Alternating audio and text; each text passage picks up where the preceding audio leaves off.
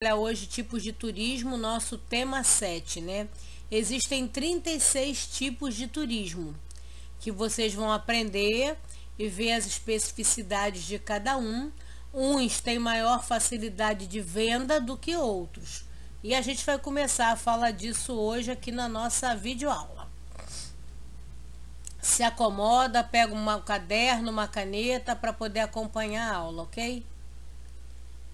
Porque vocês podem precisar de fazer anotações. Como eu já disse, existem 36 tipos de turismo e o turismo ainda pode ser segmentado. Ou seja, você abriu uma agência de turismo, por exemplo, voltada para públicos específicos. Por exemplo, hoje a gente tem agências de turismo especializadas para trabalhar com a terceira idade, com os idosos.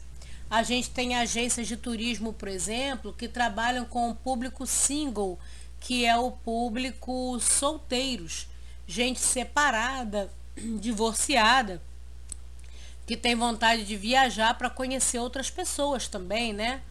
Então, o turismo single é um determinado segmento. Tem o segmento de turismo LGBTQIA+, né? Que também tem um outro tipo de turismo que você pode trabalhar para esse público determinado.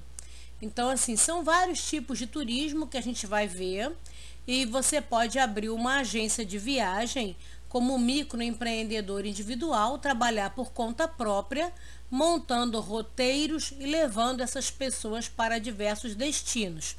Lembrando que o turismo é uma atividade que crescia antes da pandemia 16% ao ano.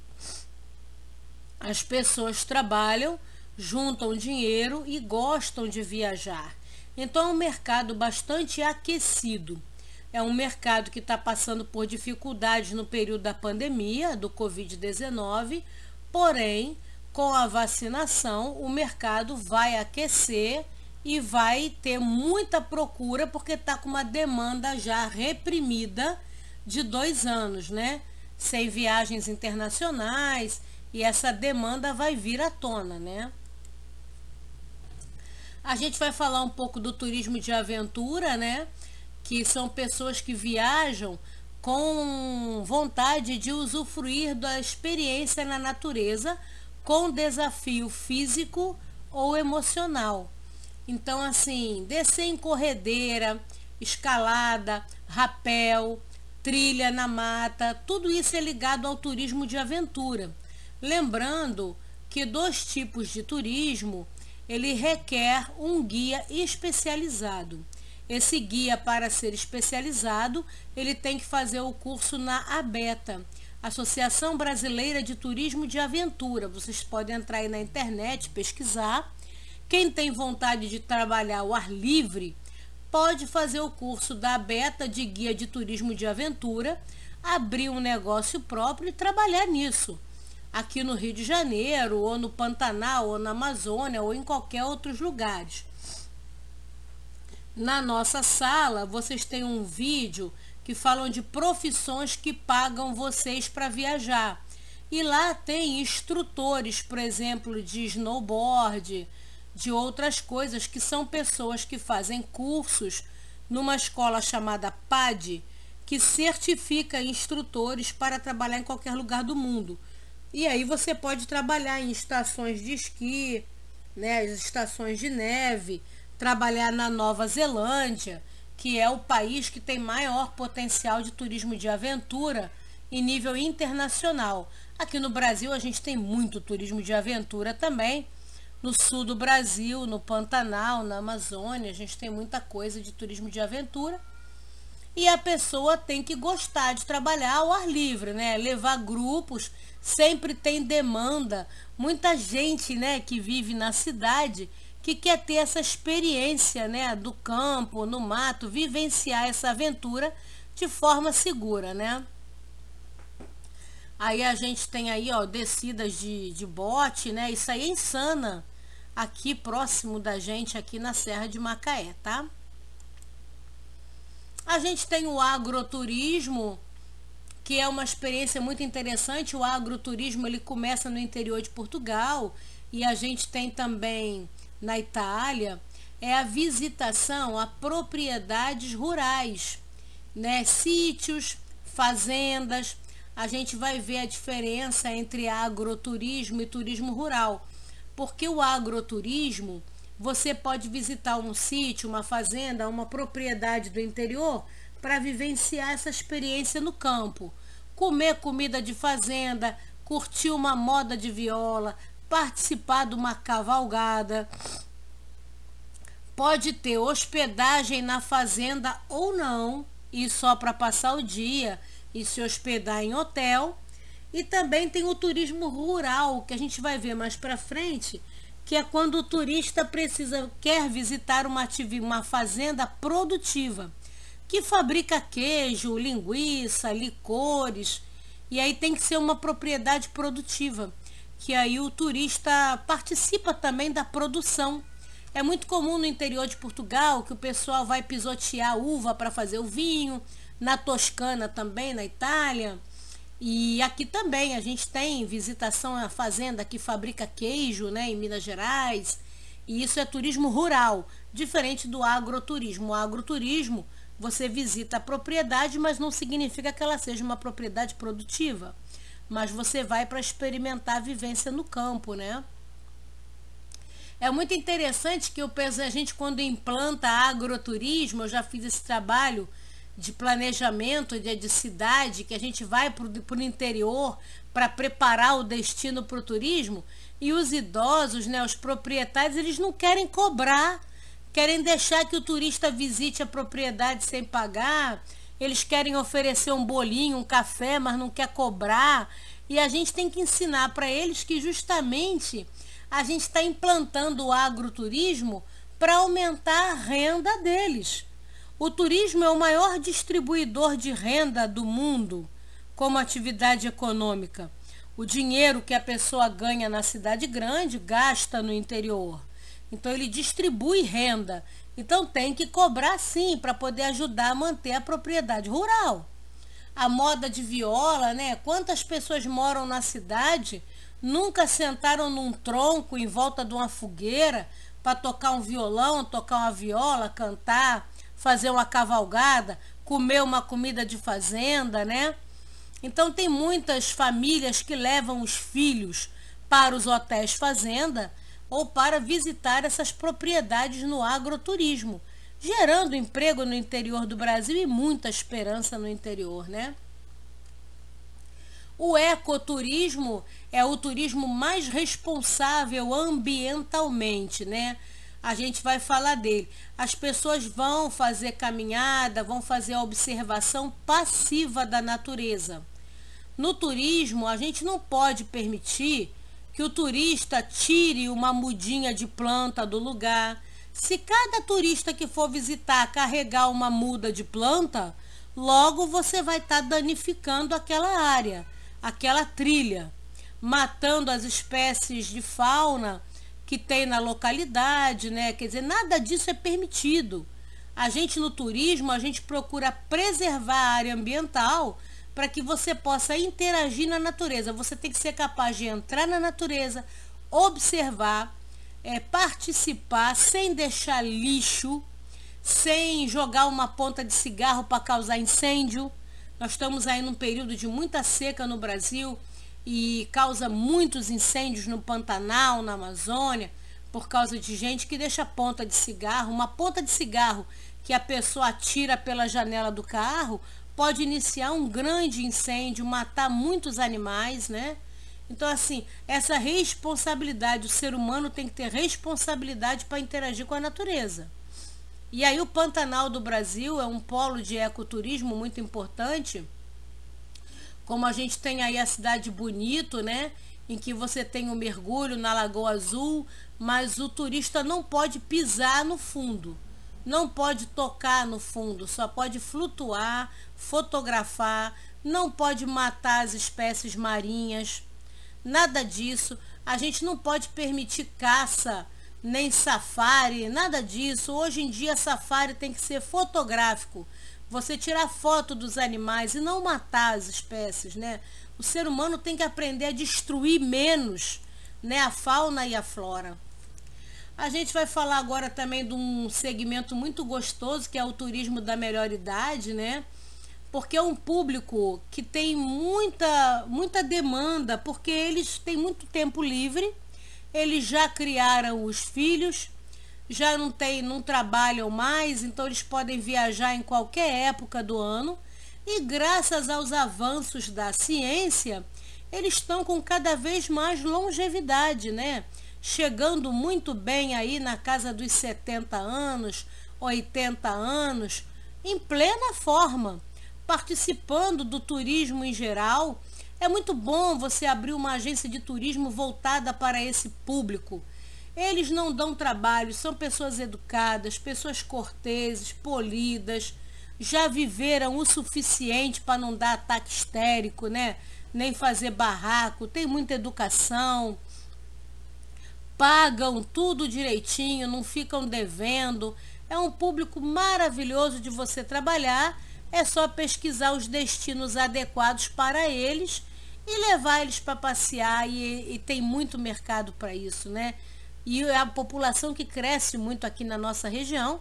Se você pesquisar os dados do IBGE, nós temos cada vez mais uma população acima de 60 anos saindo do Rio de Janeiro, vindo morar em Cabo Frio, vindo morar aqui na nossa região, carecendo de programação e atividade. Aí a gente vai mostrar um outro tipo de turismo curioso, que vem aí, o turismo funerário, né? Caramba, professora, nunca ouvi falar nesse tipo de turismo. A gente não abre uma agência de turismo funerário, mas o turismo funerário, ele faz parte dos nossos roteiros turísticos, né? Quando a gente vai à Itália, por exemplo, visitar o túmulo dos santos, visitar o túmulo dos papas no Vaticano, isso é turismo funerário. O túmulo mais visitado do mundo é o de Jesus, em Jerusalém, que na verdade não é um túmulo, é apenas a gruta, né, o local, segundo as Sagradas Escrituras, aonde foi colocado o corpo de Jesus Cristo após a crucificação.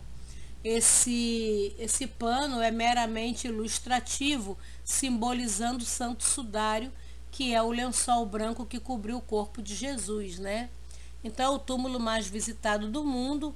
A gente tem um outro túmulo muito visitado nos Estados Unidos, que a gente vai ver aí já já, que é o túmulo do Elvis Presley, né?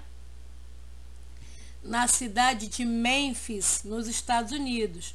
Elvis Presley, ele foi enterrado na própria casa dele. A casa de Elvis Presley é uma mansão conhecida como Graceland, e ele foi enterrado lá na casa dele. Então, assim, a casa de Elvis Presley, ela é aberta à visitação na cidade de Memphis, atrai uma demanda turística muito grande, e a visitação ao túmulo de Elvis Presley. O túmulo de Michael Jackson também muito visitado. Na Argentina, o túmulo de Evita Peron, e aqui no Brasil, Ayrton Senna, né, em São Paulo, é um dos túmulos mais visitados, né, aqui no Brasil, do Ayrton Senna. Então as pessoas vão ao cemitério para visitar o túmulo de algumas personalidades, né, da música, da história, né, o próprio túmulo dos santos em si, tá? Ainda continuando em tipos de turismo, a gente vai falar um pouco de turismo de negócios, que são aquelas pessoas que viajam para participar de atividades de negócios, reuniões com empresas, também tem seminários, feiras, congressos, né? Atividades de interesse profissional. Eles ficam em hotéis que são mais de grande centro, claro, hotéis que tem que ter uma internet de muito boa qualidade, que tem que ter uma estrutura para eles montarem laptop, computador, tem que ter sala de reunião nesses hotéis, né? Que são pessoas que viajam para fazer negócios. Diferente do turismo de compras, que eu vou falar também um pouco, porque também é uma ramificação do turismo de negócios. O turismo de compras, você pode montar os roteiros de turismo de compras e vende bem, tá? Oferecer para lojistas. Como assim, professora?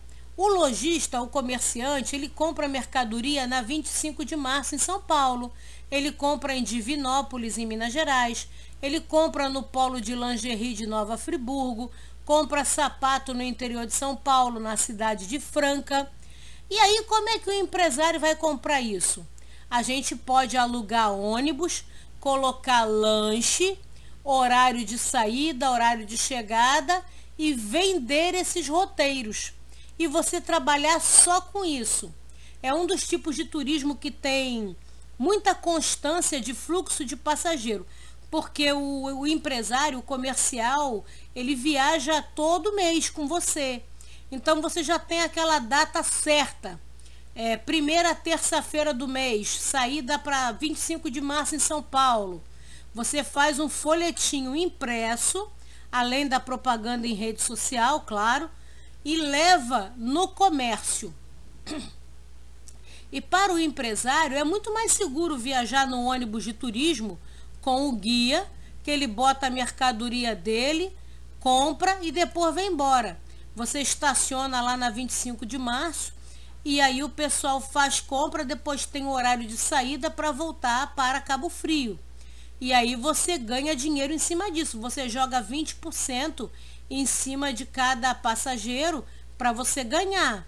E você calcula o ônibus sempre na base 30 passageiros. Ah, professora, mas o ônibus tem 50 lugares. O custo do ônibus alugado custa 2.000.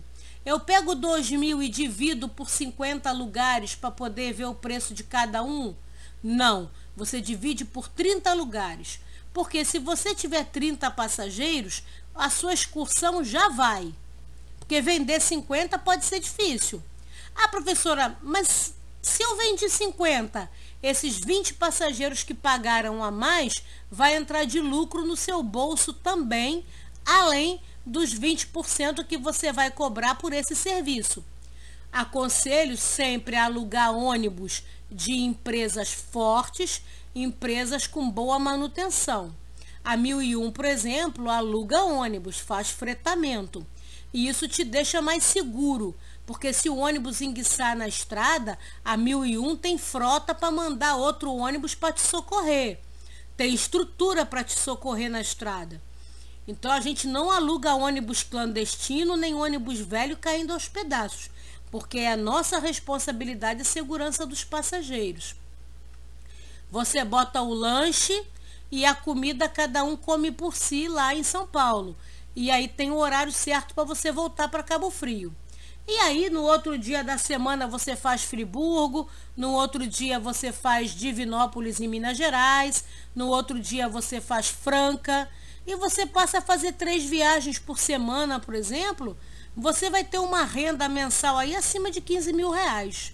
Fácil, trabalhando com turismo de compras. Lembrando que a gente sempre divide o valor do ônibus por 30 pessoas, para que a gente possa ter lucro, além dos 20% que você joga em cima do preço de custo, né?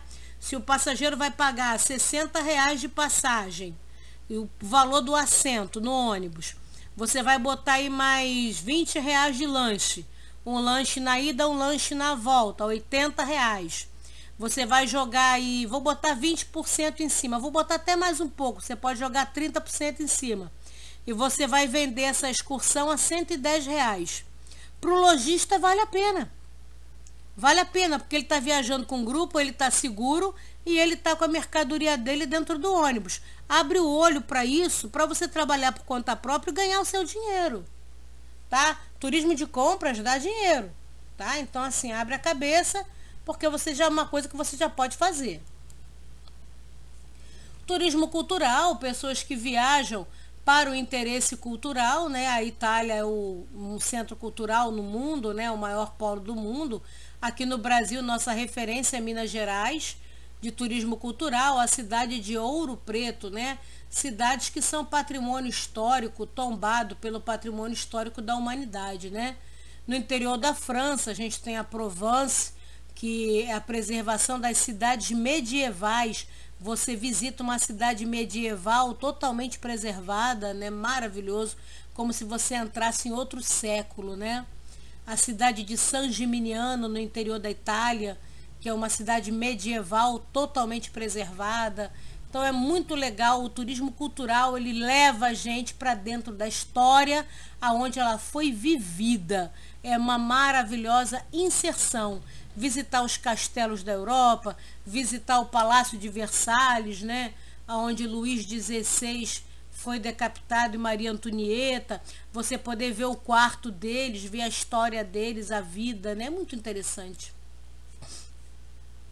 Então aí a definição de turismo cultural, né, é uma pessoa que quer ter um contato mais íntimo com a comunidade receptora, conhecer a cultura local, comer o prato típico local, saber da história daquele local, ter uma experiência cultural interessante. É uma coisa muito interessante. No século XVII, por exemplo, não tinha faculdade. Então, quando o jovem chegava aos 18 anos, na idade adulta, das famílias mais abastadas, que tinham mais condição, o jovem era mandado para fazer o Grand Tour. O Grand Tour era uma viagem de 1 ano por toda a Europa, onde o jovem ia conhecer as outras culturas, trabalhar, experimentar, aprender outros idiomas. Era a faculdade no século XVII, no século XVI, né? Fazer o Grand Tour. Era feito assim, com a experiência de inserção na Europa, no Velho Mundo, que é o continente antigo, né? Aonde a história começa. Aí o turismo rural, que eu falei que a propriedade tem que ser produtiva. É quando o turista viaja para uma fazenda produtiva, que fabrica produtos, e o turista ele tem essa vivência, né? Não basta parecer ser um sítio ou fazenda, tem que ser, produzir alguma coisa e o turista participar dessa produção, né? Ver como é que faz, né? Ok, a gente terminou aqui hoje.